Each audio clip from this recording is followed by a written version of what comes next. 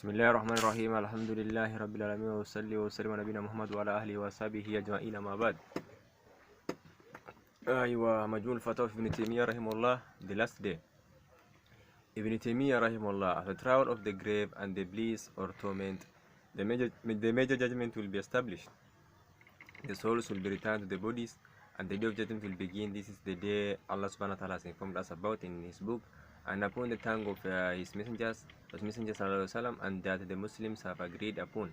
The people will rise from their graves to stand before the Lord of all that exists. They will rise from the graves barefoot, naked, and uncircumcised. Sheikh Fawzan Hafidahullah, the Sheikh, is speaking about the event that will occur in the hereafter.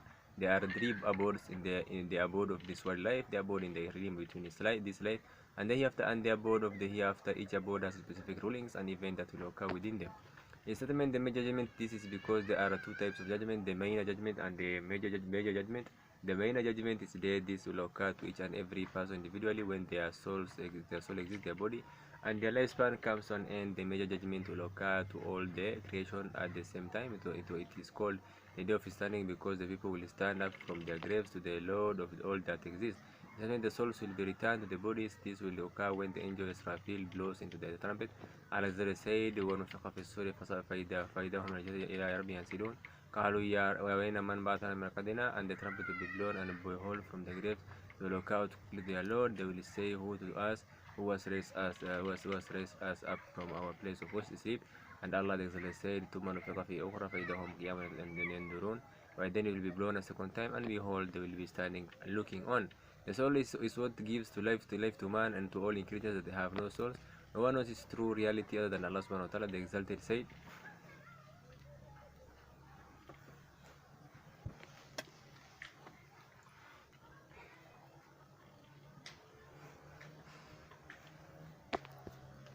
وَيَسْأَلُونَكَ عَنِ الرُّوحِ قُلِ الرُّوحُ مِنْ أَمْرِ رَبِّي وَمَا أُوتِيتُم مِّنَ الْعِلْمِ إِلَّا قَلِيلًا. And they ask you, Muhammad sallallahu alaihi wasallam, concerning the spirit. Say, the spirit is one of the things, the knowledge of which is only with Allah by Lord, and of knowledge humankind have been given only a little in the settlement. This is the day Allah subhanahu wa ta'ala has informed us about in his book, and upon the tongue of his Messenger sallallahu alaihi wasallam, and that the Muslims have agreed upon. Ibn Taymiyyah rahimahullah is referring to the evidence from the book, the Sunnah, the consensus of the Muslims, the intellect, and the sound disposition. Allah subhanahu wa ta'ala has informed us about this day in his book and established the proofs and evidences. If those who deny the resurrection in many places in the Quran, because our Prophet ﷺ is the seal of the prophets, we brought details of the day of judgment that are not found in the previous books of the prophets. The recompense for our action is something understood by the intellect and confirmed by the text. Allah subhanahu wa ta'ala said the intellect of to reflect upon this in the Quran by explaining how it will not be from his wisdom and greatness that he will be that will be pleased with mankind doing as they wish, or that His Allah will create them without purpose, no commands, no prohibitions, and no recompense. So from wisdom that the pious person should suffer the same fate as the wicked person, or the Muslim should suffer the same fate as the criminal. Some good people die before they are rewarded for the good they did, while some evil people die before they are punished for their crimes. Therefore there is a necessity for an abode where each of them is received the reward of their actions. Those who deny the resurrection are disbelievers, as Allah said, the believers claim they will never be resurrected. His statement, the people will rise from the graves to stand before the Lord of all that exists. They will rise from the graves barefoot, naked, and uncircumcised. The people will not have any footwork or socks. They will not have any clothing, and they will not be circumcised. Prophet said, إنكم لاقوا الله hufata rurata gurran. Indeed, you will meet Allah barefoot, naked, and uncircumcised. In the sun will be brought close to them, and the people will sweat profusely, such that the sweat reaches their mouths. And like a burrito, the scales will be laid out, and the deeds of the slaves will be weighed. وَالْوَزْنُ يَوْمَئِذٍ حَقٌّ وَفَمَنْ ثَقُلَتْ مَوَازِينُهُ فَأُولَٰئِكَ هُمُ الْمُفْلِحُونَ. After the weighing of deeds that day will be their true. So those whose scales are heavy, it is they who will be successful. فَأُولَٰئِكَ الَّذِينَ خَسِرُوا أَنفُسَهُمْ فِي جَهَنَّمَ خَالِدُونَ. And those whose scales of good deeds are light, they are those who lose their souls in hell. In hell will they abide. The scrolls will be passed out, and they are the books of deeds. Some will take their books in their right hand, some will take their book in their left hand, while some will take their book from behind their back. As Allah subhanahu wa ta'ala said, وَكُلُّ إِنسَانٍ لَزَمْنَهُ طَائِرَهُ فِي عُنُقِهِ وَنُخْرِجُ لَهُ يَوْمَ الْقِيَامَةِ كِتَابًا يَلْقَاهُ مَنشُورًا اقْرَأْ كِتَابَكَ كَفَىٰ بِنَفْسِكَ الْيَوْمَ عَلَيْكَ حَسِيبًا.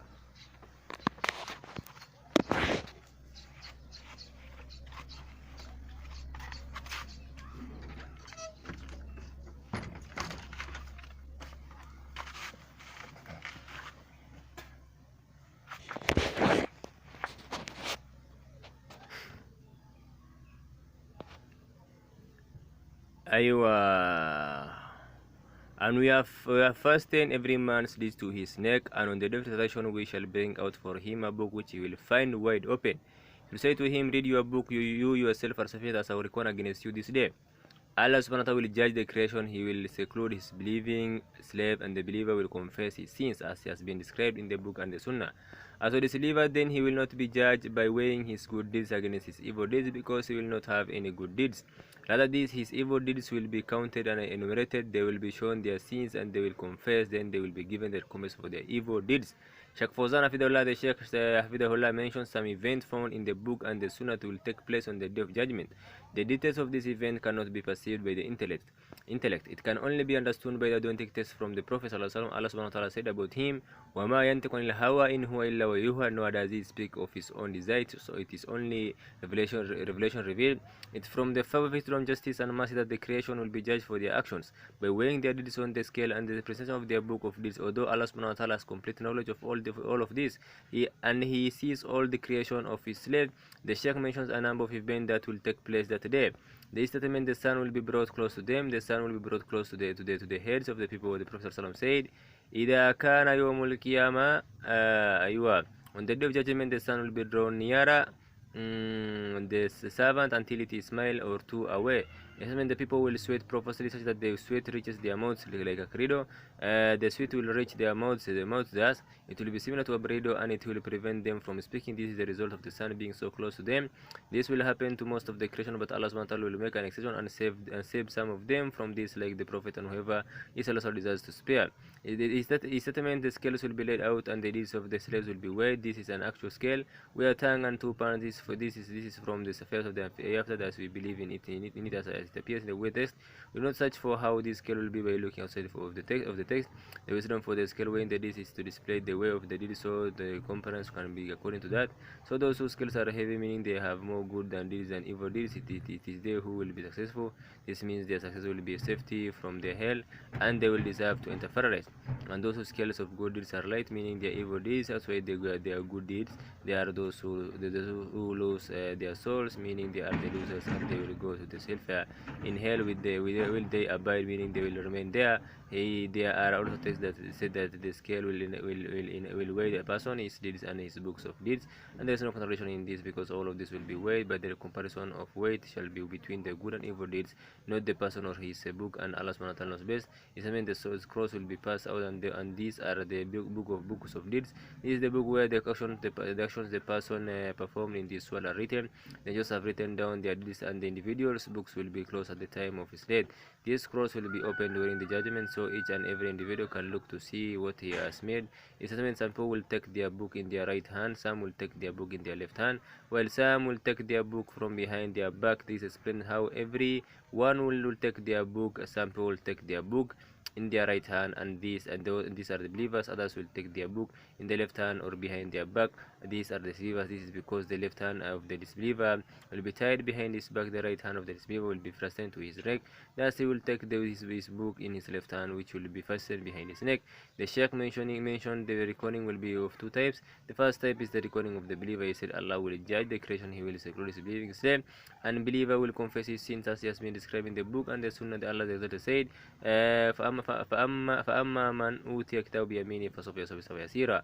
Then as for him who will be given his recording in his right hand, he will surely receive an easy recording and return to his family in joy. The Prophet said, indeed Allah will bring a believer near him and shelter him with his screen, and ask him, do you acknowledge such and such sins? He will say, yes, my Lord. Allah will keep on asking him until he will confess all his sins and will think that he is ruined.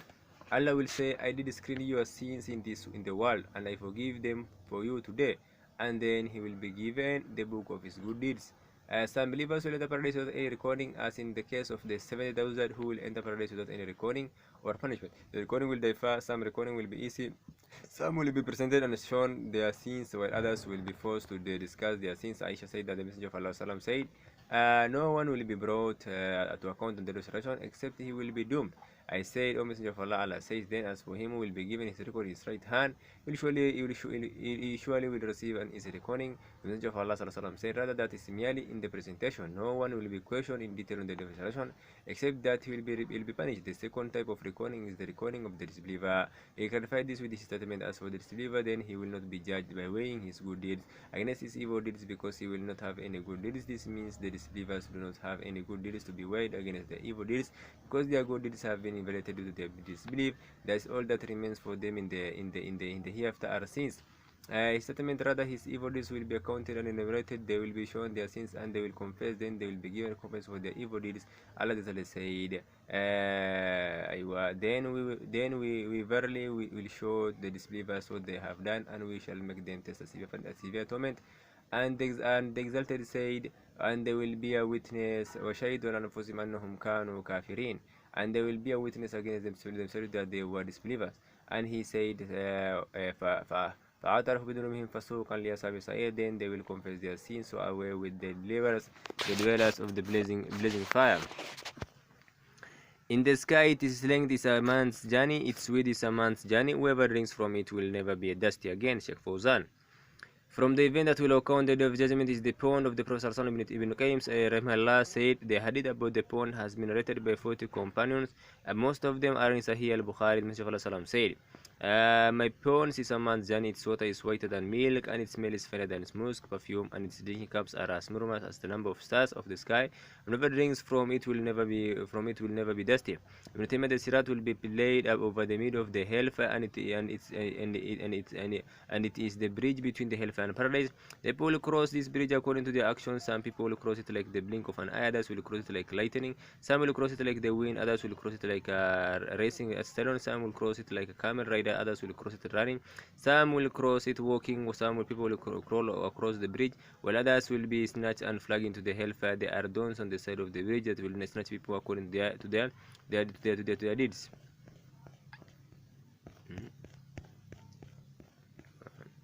Sheikh Fawzan, from the event that will take place during the Day of Judgment is the crossing of the Sirat. The linguistic meaning of Sirat is a wide road. As for the religious meaning, then it is as the Sheikh has explained, it is a bridge between the hellfire and paradise, meaning it will be laid over the back of the hellfire. His statement, the people will cross the bridge according to their actions. The time for crossing the Sirat is after the people leave from the standing, the gathering, and the reckoning. The believers will be saved from the hellfire on the bridge and enter into paradise, while the inhabitants of the hellfire will fall into the fire.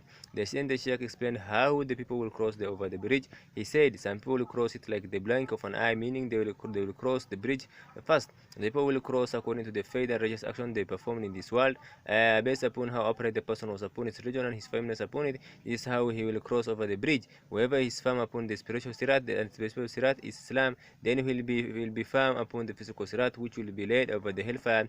Whoever sleeps on the spiritual sirat will sleep on the physical sirat. His statement, some people will crawl across the bridge, meaning he will cross the bridge on his buttocks instead of his feet. This statement, there are dawns on the side of the bridge that will snatch people according to their deeds. These dawns are iron, they grab the people rapidly. These dawns will snatch the people according to their evil deeds. They will be snatched on the bridge by the dawns according to how they were snatched away from the straight path in this world by desires and doubts. Ibn Taymiyyah, whoever crosses the Sirat will enter paradise, but before doing so, there is another bridge between paradise and the hellfire. At this bridge, the people will extract the distribution from another based upon the operation which occurred in the world. When they are cleansed and purified, they will be granted permission to enter paradise. Sheikh Fawzan, whoever crosses the Sirat will enter paradise, meaning whoever passes over it safety without falling into the hellfire. Whoever is saved from the hellfire will enter paradise, Allah said, and whoever is removed away from the fire and the paradise indeed is successful. And the Exalted said, a group will be in paradise and a group will be in the blazing fire. But before they enter paradise, it is a must that there is a retribution between the believers, so they can enter paradise in the best condition. This is so they can purify themselves from oppression. Some scholars say this bridge is the edge of the Sirat, while others say it is a separate bridge. It is meant at this bridge the people will extract retribution from another. Those who oppress in this life will take their rights back from their oppressors. Once they are pure, they will be granted permission to enter paradise. At this time, all the rancor from their hearts will be gone. Allah said, And we shall remove from their breast any sense of injury, so they will be like brothers facing each other on thrones.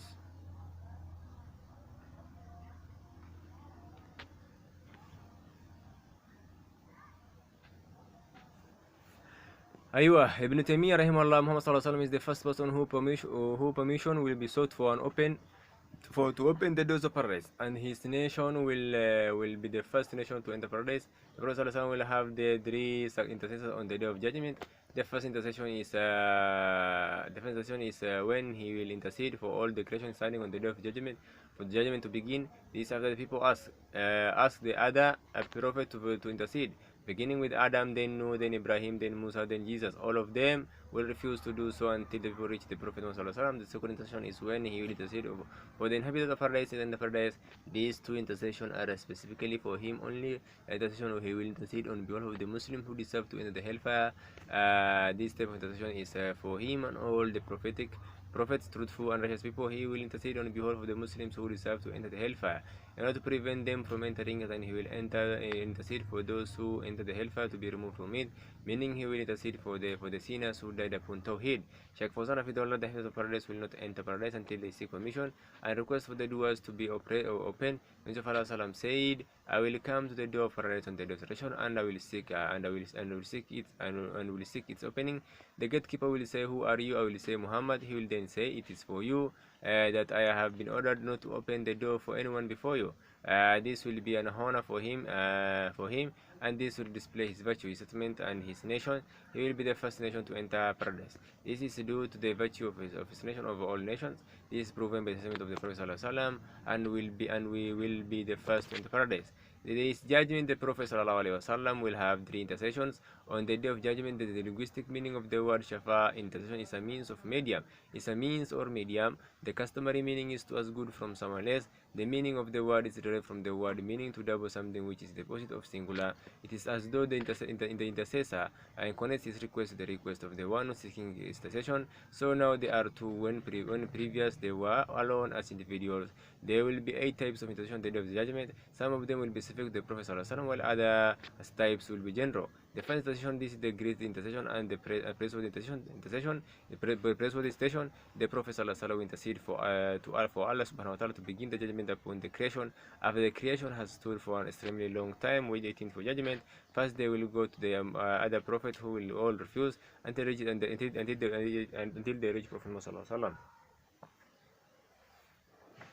And they will intercede after receiving permission from his Lord. The second intercession, the Prophet ﷺ will intercede for the inhabitants of paradise to enter paradise after the judgment. The third intercession, the Prophet ﷺ will intercede for the punishment to be latent upon his uncle Abu Talib. This intercession is specific to him alone because Allah subhanahu wa ta'ala has informed us that the receivers will not benefit from the intercession of those who intercede. The Prophet ﷺ informed us that the intercession is for the people of Tawheed, that his intercession is for his uncle Abu Talib, is specific for Abu Talib. These 3 types of intercession are only for the Prophet ﷺ. The fourth intercession, this intercession is for the sinners who died upon Tawheed, but due to their sins they deserve to enter the hellfire. This intercession will be for them not to enter it. The fifth intercession, this intercession is for sinners who died upon Tawheed but enter the hellfire due to their sins to exit from the hellfire. The sixth intercession, the Prophet ﷺ will intercede to elevate the level in paradise for some of the inhabitants of paradise. The seventh intercession, the Prophet ﷺ will intercede on behalf of those people whose sins and good deeds are equal. He will intercede for them to enter paradise. These are the people of the hate. The eighth intercession, the Prophet ﷺ will intercede for some believers to enter paradise without requiring or punishment. The last five types of intercession are shared between all the Prophet, the angels, the truthful, and the martyrs. The people of the Sunnah believe in the intercession and the fact that there are 2 conditions for the intercession to be accepted. The first condition, Allah subhanahu wa ta'ala must grant permission to the intercessors to intercede. Allah said, who is he that can intercede with him except with him permission? And he sallallahu said, no intercessor can plead with him except for after his permission. The second condition is that Allah subhanahu wa ta'ala must be pleased with the person receiving the intercession, as Allah said, and they can intercede except on behalf of him with whom he is pleased. Both of these conditions are mentioned together in the statement of Allah the Exalted, and there are many angels in the heavens whose intercession will avail nothing except after Allah has given permission for whom He will send places, and as it relates to believing in the petition, the people are divided into three categories. The first group, those who go to the extreme with regards affirming the intercession, they are the Christian pagans, extreme Sufis, and grave worshippers. They have made the intercession given to those whom Allah subhanahu wa ta'ala favors, similar to those who seek out someone to intercede with the king in this world, thus they supplicate to the intercessor instead of supplicating to Allah the Exalted. The second group, they are the Mutazila and Khawarij. They deny the intercession of the Prophet on behalf of the people who died upon the major sins. That group, they are the people of Sunnah. They affirm the intercession according to how it is mentioned in the text of the Quran and the Sunnah. They affirm the intercession and the conditions for it. In Jamia Rahimullah, Allah subhanahu wa ta'ala will remove some people from the hell fire with an intercession, or rather He will remove them due to His virtue and mercy. As the inhabitants of paradise from this world have taken residence in paradise, they will remain some empty space. As Allah subhanahu wa ta'ala will create a new people and enter them into paradise.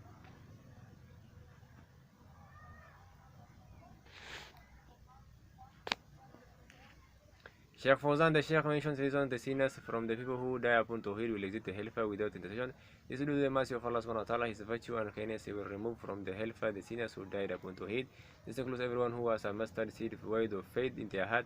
As I said, verily Allah forgives not that the partners should be set up with Him in worship, but He forgives what is less than that to whoever He wills. The Prophet ﷺ said, "The Allah Exalted will say, the angels have interceded, the Prophet have interceded, and the believers have interceded, and no one remains too great to grant pardon but the most merciful of those who show mercy. Will then take a handful from the fire and bring out from it people who never did any good." His statement, after the inhabitants of paradise from this world have taken residence in paradise, there will remain some empty space. As Allah will create a new people and enter them into paradise. After the inhabitants of paradise have taken residence in paradise, there will remain empty space. This is because Allah subhanahu wa ta'ala described paradise as vast and wide. He said, "It's with as wide as are the heavens and the earth." Therefore, Allah subhanahu wa ta'ala will bring into existence a new people to enter paradise, because paradise is His mercy, as He shows mercy to whoever He pleases.